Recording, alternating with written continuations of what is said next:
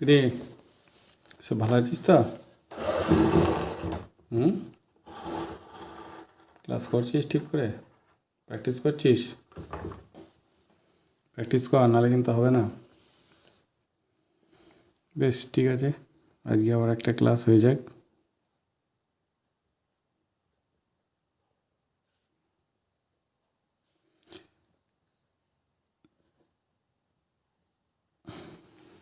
ঠিক আছে,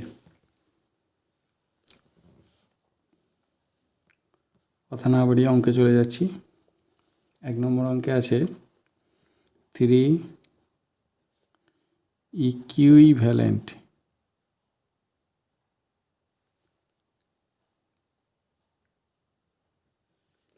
fraction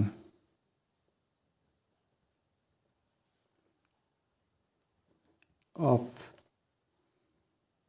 17/23 is dash dash dash। তো আমরা ইকুইভ্যালেন্ট ফ্র্যাকশন আগে বের করেছি। 17/23 ইকুয়ালস, কী করতে হয়? সেম নাম্বার দিয়ে মাল্টিপ্লাই। তাহলে দেখো, দুটোকেই টু দিয়ে মাল্টিপ্লাই করলাম,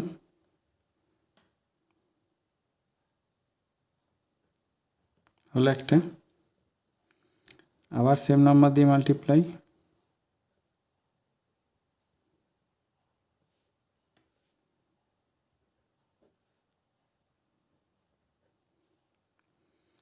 আবার সেম নাম্বার দিয়ে মাল্টিপ্লাই,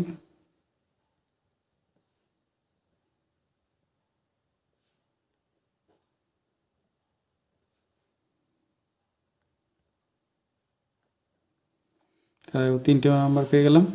তাহলে একটা হলো 34/46, একটা হলো 51/69, আর একটা হলো 85/115। তাই 3টে হয়ে গেল 3 ইকুইভ্যালেন্ট ফ্র্যাকশনস অফ 17/23। নেক্সট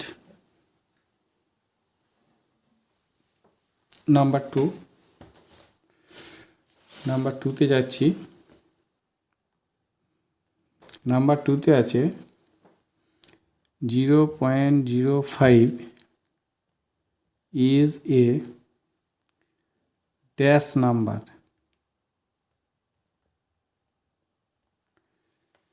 যে কোনো ডেসিমেল পয়েন্ট থাকবে যে নাম্বারই, সেটাকে বলা হবে ডেসিমেল নাম্বার। এটা হবে ডেসিমেল নাম্বার, ডেসিমেল ফ্র্যাকশন বা ডেসিমেল নাম্বার। ঠিক আছে, এই যে পয়েন্ট ডেসিমেল পয়েন্টটা আছে, তাই এটা একটা ডেসিমেল নাম্বার। ওকে, এটা 2 নম্বর হলো। 3 নম্বর আছে lowest term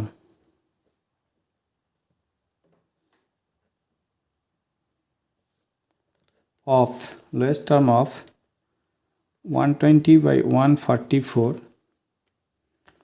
is dash। Lowest term বের করতে গেলে কী করতে হয়?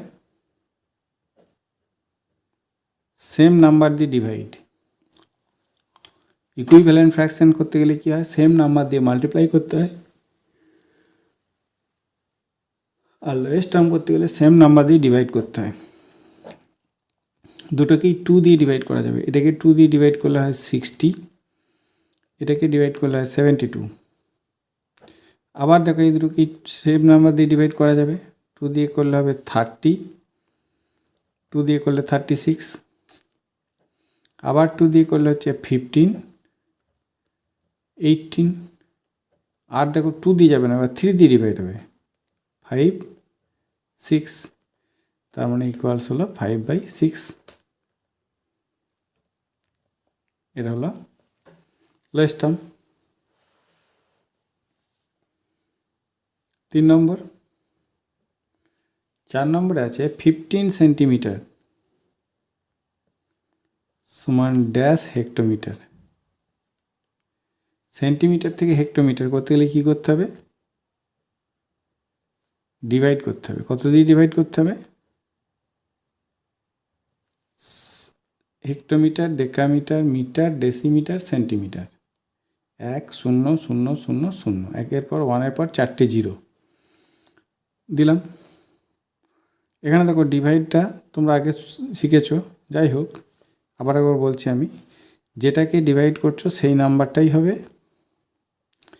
এবার দেখবে যেটা দিয়ে ডিভাইড করছো সেটাই কতগুলো জিরো আছে, এখানে 4টে জিরো আছে, তার মানে 4টের আগে পয়েন্ট হবে, 4টে ডিজিটের আগে পয়েন্ট হবে। তাহলে এখানে একটা দুটো আছে, আরও দুটো ডিজিট লাগবে, তার আগে পয়েন্ট, তার আগে কিছু নেই, মানে আর একটা জিরো হয়ে যাবে। তার মানে এটা হবে 0.0015 হলো হেক্টোমিটার। এটা 4 নম্বর হলো। 5 নম্বরে আছে age of you, your brother and sister is 13 years, 8 years 4 months and 5 years respectively. What is the average age? তার মানে তোমার এজ হচ্ছে 13 ইয়ার্স, তোমার ব্রাদারের হচ্ছে 8 years 4 months অ্যান্ড তোমার সিস্টারের হচ্ছে 5 years। তাহলে তোমাদের অ্যাভারেজ এজটা কত? তো অ্যাভারেজ বের করতে হলে কী করতে হয়? প্রথমে টোটাল বের করতে হয়। তাহলে লিখব total age, total age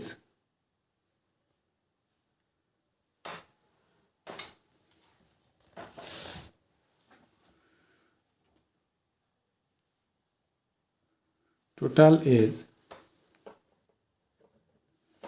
equal to হবে 13 ইয়ার্স তোমার বয়স, তোমার ভাইয়ের বয়স 8 ইয়ার্স 4 মান্থস, আর তোমার বোনের বয়স 5 ইয়ার্স।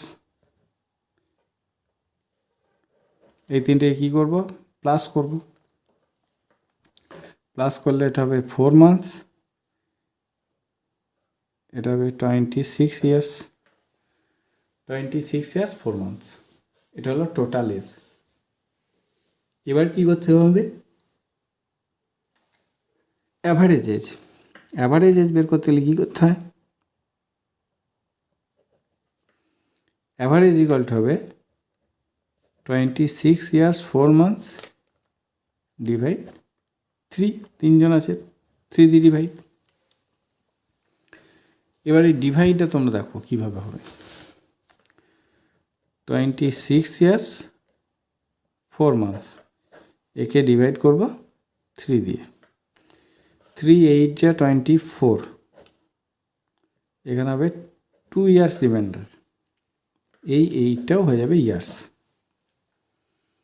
ওকে, এবার দেখো এই ইয়ার্সটাকে এবার কনভার্ট করতে হবে মান্থসে, সমান হয়ে যাবে 24 মান্থস। তার সঙ্গে এই যে 4 মান্থস আছে এটাকে প্লাস করে দাও, তার মানে হবে 28 মান্থস। এবার এটাকে দেখো আবার ডিভাইড করা যাবে, 3 9 যা 27, সমান হচ্ছে 1 মান্থস রিমাইন্ডার, এটাও মান্থস হয়ে গেল। এবার দেখো এই যে রিমাইন্ডার আছে 1 মান্থ, এটাকে আমি কি করতে পারি? এটাকে আমি ডেজে কনভার্ট করতে পারি। তাহলে ইন্টু 30 ডেজ সমান হয়ে যাবে 30 ডেজ। এই 30 ডেজটাকে আবার 3 দিয়ে ডিভাইড করলে হবে 10 ডেজ। মিলে গেছে, হলো। তার মানে তোমাদের অ্যাভারেজ এজ হচ্ছে 8 ইয়ার্স 9 মান্থস 10 ডেজ। দেয়ারফর এখানে আমি অ্যান্সার লিখে দিচ্ছি, the average age is 8 years 9 months 10 days। এর অ্যান্সার এটা হলো নাম্বার 5। এবার আমি নাম্বার 6 করব। নাম্বার 6-এ আছে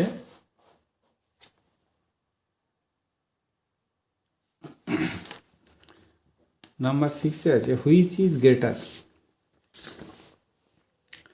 এখানে দুটো করে ফ্র্যাকশন দেওয়া আছে, তার মধ্যে কোনটা গ্রেটার সেটা লিখতে হবে। আমি সবগুলো করব না, আমি 3টে করব। এটা লিখছি 5/9 আর 4/9। এদের মধ্যে গ্রেটার কোনটা, এইগুলো জানতে গেলে, ঠিক করতে গেলে কী করতে হয় দেখো, ভালো করে শোনো। যেটা করতে হয়, এখানে ডিনোমিনেটর দুটোই সেম আছে। কী আছে? দুটোতেই 9 আছে। দুটোরই ডিনোমিনেটরে 9 আছে, কিন্তু নিউমিনেটরগুলো ডিফারেন্ট আছে। নিউমিনেটর একটা আছে 5 আর একটা আছে 9। তো যখন দেখবে যে denominator same but numerator is different, then the numerator of which fraction is greater, that fraction is greater. Numerator of which fraction is greater, that fraction is greater. মানে যে ফ্র্যাকশনের নিউমারেটরটা বড় হবে সেটা হবে বড়। বোঝা গেল কি বললাম? তাহলে দেখো এখানে কার নিউমারেটরটা বড়?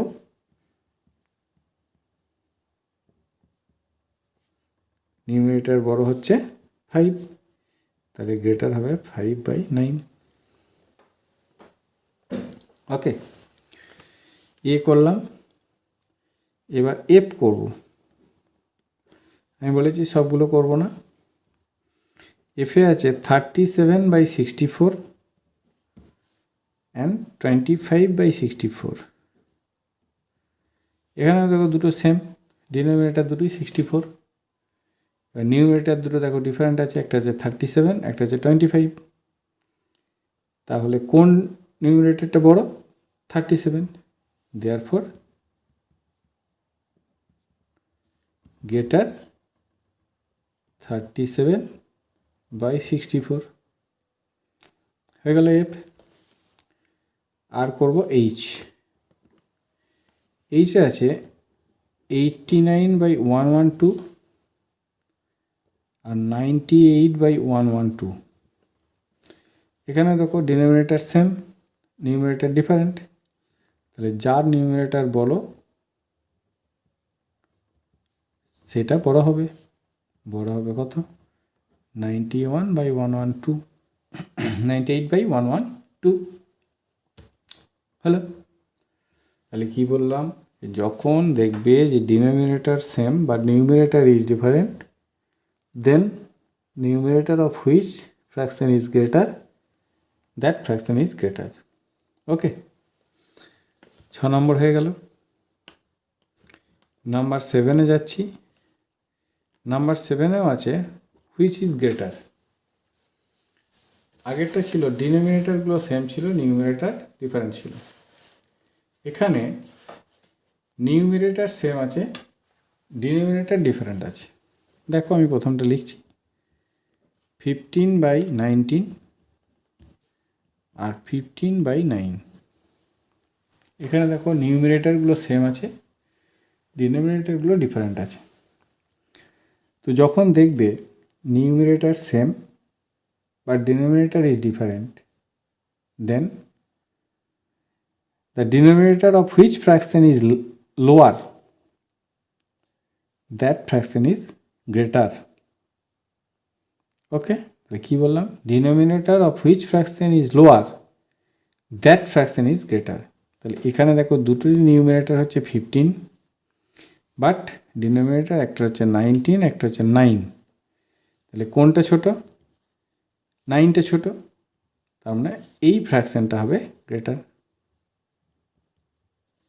গ্রেটার হবে 15/9 হলো।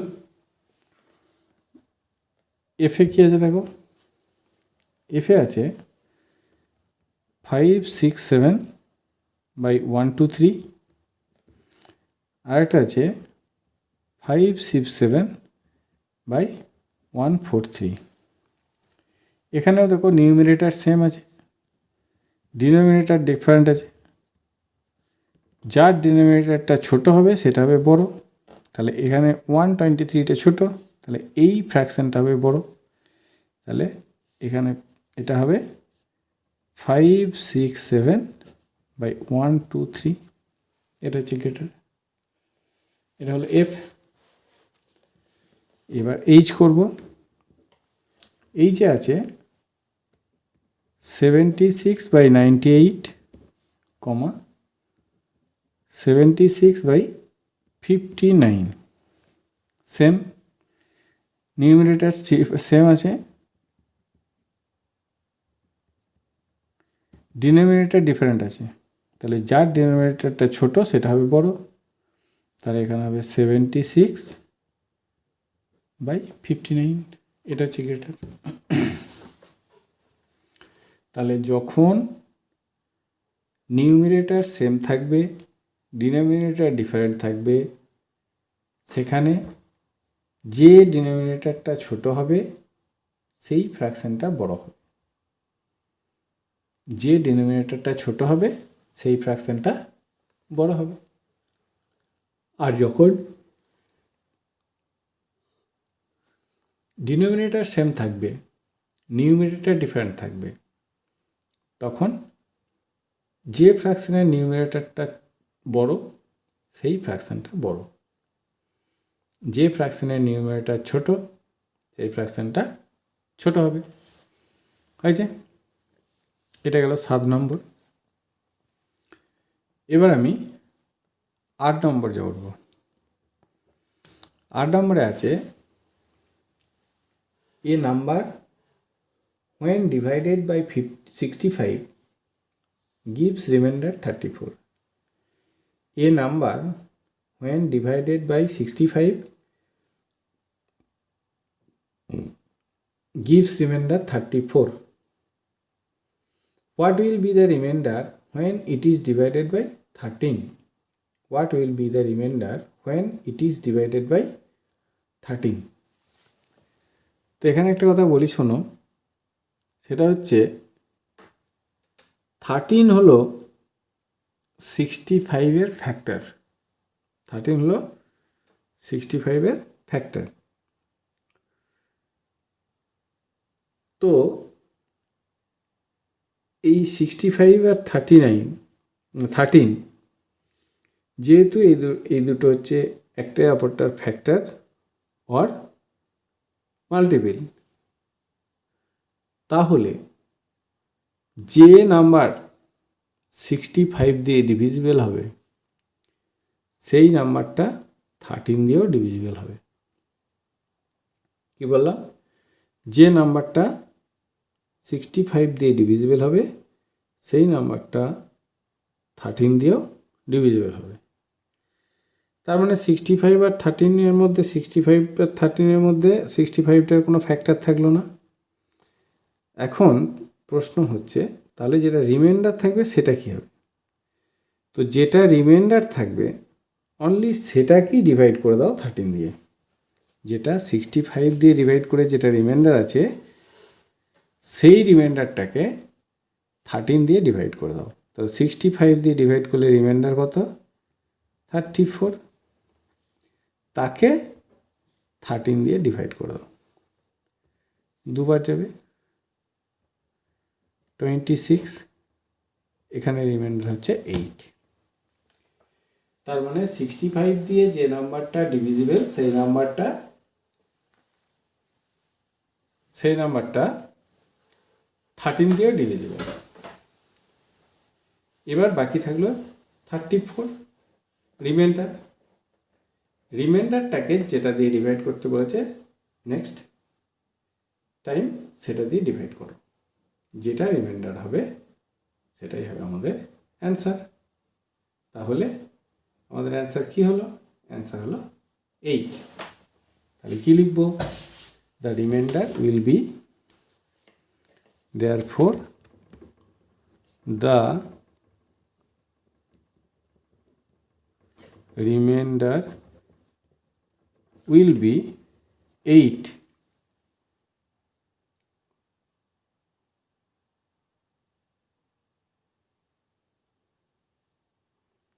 when it is divided by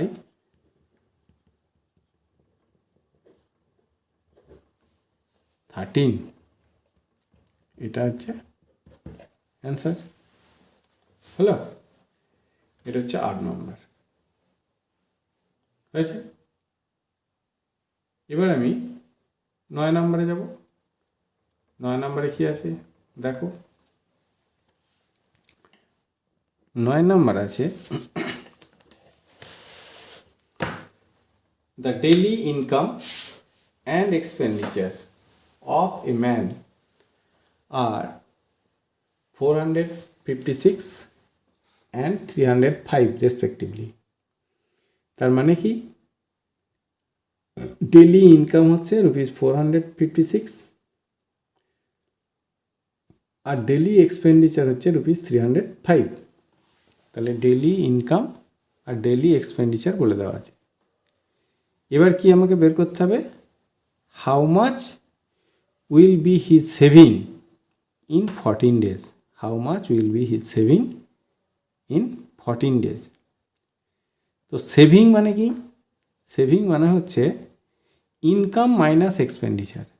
saving মানে হচ্ছে ইনকাম মাইনাস এক্সপেন্ডিচার। তাহলে দেখো আমার এখানে ইনকাম দেওয়া আছে, ডেলি ইনকাম দেওয়া আছে, ডেলি এক্সপেন্ডিচার দেওয়া আছে। তাহলে ডেলি সেভিংটা বের করতে পারবো কি করে, মাইনাস করে। তাহলে সেভিং মানে হচ্ছে, সেভিং হচ্ছে ইনকাম মাইনাস এক্সপেন্ডিচার। তাহলে দেখো ডেলি ইনকাম কত,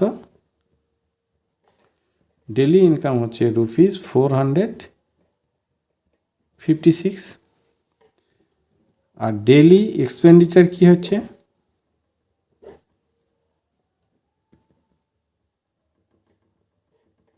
ডেলি এক্সপেন্ডিচার হচ্ছে 305। এই দুটোকে আমরা কী করব, মাইনাস করব। মাইনাস করলে কী পাবো, ডেলি সেভিং।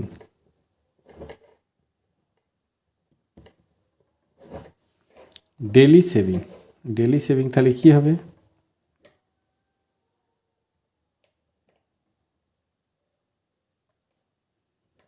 $151। এটা হচ্ছে আমাদের ডেলি সেভিং। ডেলি সেভিং বলতে কি, 1 ডেজ সেভিং, একদিনের সেভিং। তাহলে আমার 14 ডেজের সেভিং কী হবে, তাহলে savings in 14 days,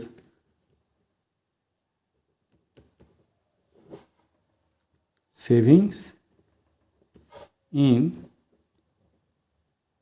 14 days equal to হবে ₹151 ইন্টু 14, ₹151 ইন্টু 14। এবার এটা মাল্টিপ্লাই করো,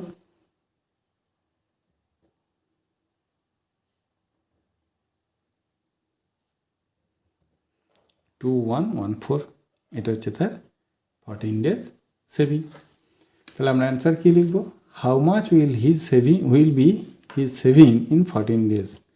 তাহলে his saving will be, therefore his savings will be ₹2114 in 14 days। এটাই হলো আমাদের অ্যান্সার। আছে, এটা হলো কত, নাম্বার 9। এবার আমি নাম্বার 10 করব। নাম্বার 10-এ আছে, what list number being divided by 24 and 30 will leave the remainders 21 and 27 respectively. What list number being divided by 24 and 30 will leave the remainders 21 and 27 respectively. তাহলে কি হবে? দেখো যেটা দিয়ে ডিভাইড করছো তার এগেনস্টে যেটা রিমাইন্ডার থাকছে সেই দুটোকে মাইনাস করো। তাহলে আমি যখন 24 দিয়ে ডিভাইড করছি তখন রিমাইন্ডার থাকছে 21, আর যখন 30 দিয়ে ডিভাইড করছি তখন রিমাইন্ডার থাকছে 27। এই দুটোকে আমরা কী করব? মাইনাস করব। তাহলে মাইনাস করলে কত হচ্ছে? দুটোরই ডিফারেন্স হচ্ছে 3। এবার দেখো প্রশ্নটা আছে what list number being divided by 24 and 30। তাহলে কি করতে হবে? আমাকে এলসিএম করতে হবে। কার 24 and 30 এলসিএম করতে হবে। তো 24 আর 30 এলসিএম করো।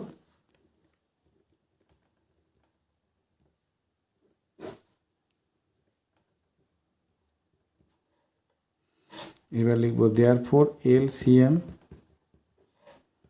ইকুয়াল টু হবে কত? 2 × 3 × 4 × 5 সমান হচ্ছে 120। তার মানে এই 120কে যদি আমরা 24 দিয়ে ডিভাইড করি তাহলে ডিভিজিবল হয়ে যাবে, আবার 30 দিয়ে ডিভাইড করলেও ডিভিজিবল হবে। কিন্তু ডিভাইড হলে হবে না, আমার চাই যে নাম্বারটা সেই নাম্বারটাকে যেন 24 দিয়ে ডিভাইড করলে 21 রিমাইন্ডার থাকে। তার মানে 3 কমাতে হবে আমাকে। তাহলে 120 থেকে 3 মাইনাস করে দেবো। তাহলে therefore the number is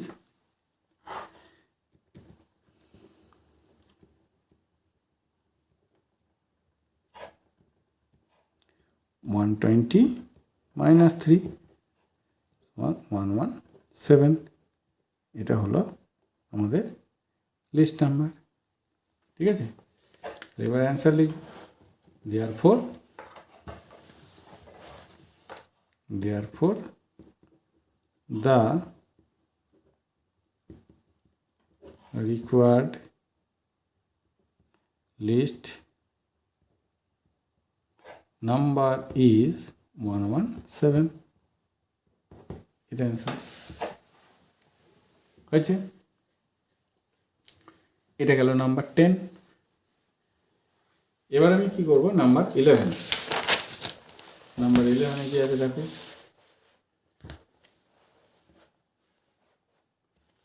number 11 আছে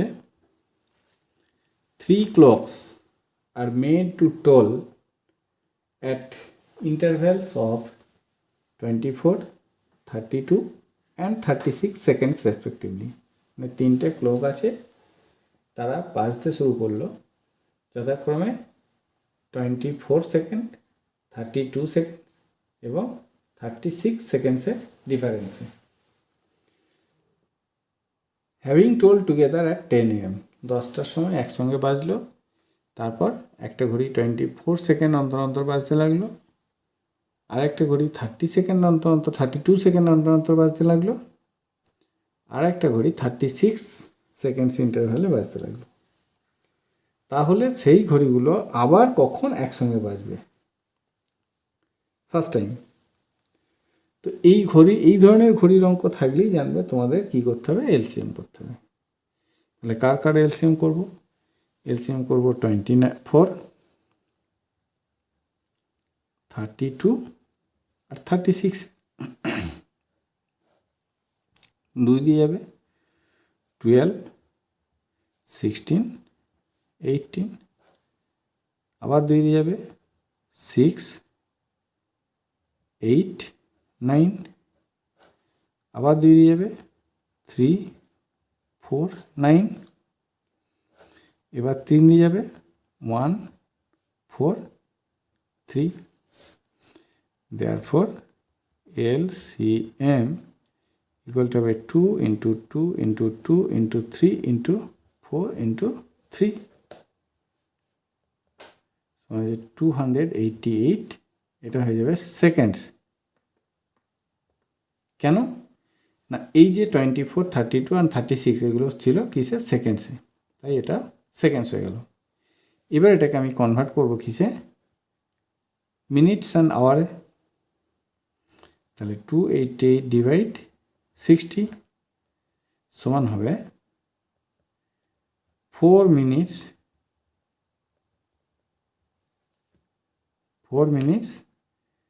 48 সেকেন্ডস। তার মানে কি এই 4 minute 48 seconds after they next all together. After 4 minutes 48 seconds they next all together. তাহলে 10টার সময় বেজেছিল, তাহলে আবার 4 minutes 48 seconds ইন্টারভ্যালে বাজবে। তাহলে কটার সময় বাজবে? 10টা প্লাস 4 minutes 48 seconds, তাহলে 10 AM প্লাস 4 minutes 48 seconds সমান হবে 10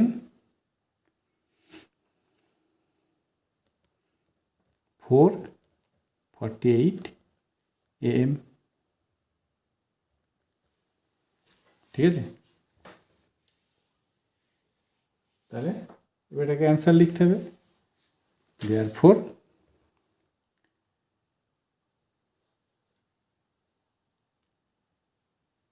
at 10 AM they will next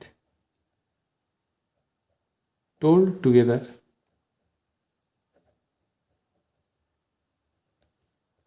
ঠিক আছে, এটা হলো আমাদের এখানকার অ্যান্সার।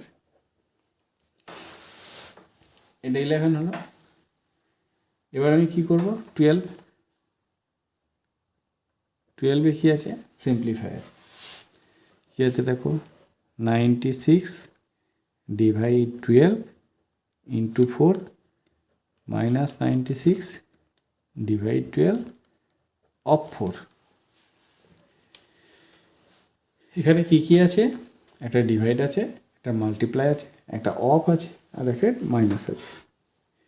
তো আমাদের নিয়ম হচ্ছে, সিম্পলিফাইয়ের নিয়ম হচ্ছে, ফার্স্ট হবে অফের কাজ, তারপর হবে ডিভাইড, তারপর মাল্টিপ্লাই, তারপর প্লাস, তারপর